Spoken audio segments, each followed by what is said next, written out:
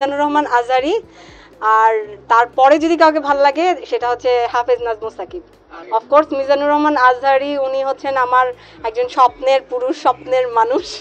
উনি খুব ভালো মানুষ। ওনার আসলে ওনার মতো এমন ভাই পাওয়াটা অনেক ভাগ্যের ব্যাপার। আমার আপন কোনো ভাই নেই। আমার ভাই হলে আমি আশা করব যে ওনাকে মিজানুর রহমান আজহারির মতো করে হচ্ছে গিয়ে বানাতাম। মানে আমি ওনার মানে বয়ান বা ওনার কোনো কিছুই আমি মিস করি না। আর এর পরে যিনি আছেন নাজমুস সাকিব, ওনাকে আমার খুব ভালো লাগে। উনিও হচ্ছে বিশ্বজয়ী কোরআনের হাফেজ। আমি 5 ওয়াক্ত নামাজ পড়ি, আমার হাজব্যান্ড 5 ওয়াক্ত নামাজ পড়বে, এটাই তো আমার চাওয়া থাকবে একজন মুসলিম মেয়ে হিসাবে। মুফতি, মাওলানা, অনেক প্রমিনেন্ট পার্সনরা আমাকে নক দিয়েছে, সরাসরি প্রপোজ করেছে। সো যারা আমাকে প্রপোজ করেছেন তাদের জন্য অনেক ভালোবাসা, আর যারা এখনো লিস্টে আছেন প্রপোজের তাদের জন্য আমার অনেক ভালোবাসা।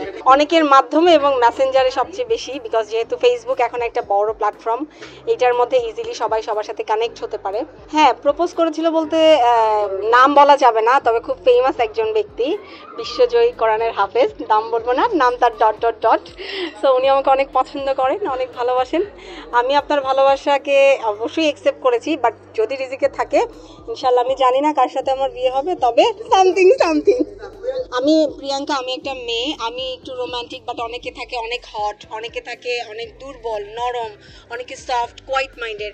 তো আসলে ধার্মিকের কোনো শেষ নাই। আমরা যত আমল করব ততই আমরা আরো বেশি মানে আমলদারি বা আমরা অনেক ধার্মিক হব।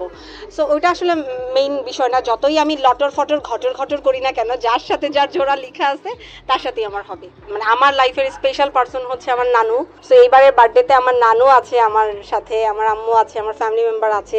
নানুর সামনে অনেক দুষ্টামি করি, আর নানু আমাকে বলে, আলো মাগি, জামাই বাড়ি গেলে এক উষ্টায় নিব আর এক উষ্টায় আবার দিয়া যাইব।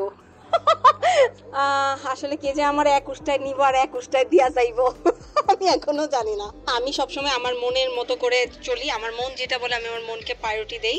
নারী উদ্যোক্তা হিসাবে আমি এই 2025 সালে নিজেকে সবার সামনে তুলে ধরব। এর পাশাপাশি পরিকল্পনা, আমি আমার পড়াটা চালিয়ে যাব, হাফেজি পড়া, আর হচ্ছে গিয়ে আমি আমার ভালো কাজকর্মগুলো চালিয়ে যাব, আর সবার সাথে মিলেমিশে থাকবো। হ্যাঁ, কারো তো সাপোর্ট লাগেই, তবে আমার লাইফের সবচেয়ে বড় সাপোর্ট একজন আছেন, নাম বলবো না তার। So thank you so much. আমি জানি এই ভিডিওটা আপনি দেখবেন এবং আপনাকে অনেক ধন্যবাদ আপনার এই সাপোর্টের জন্য।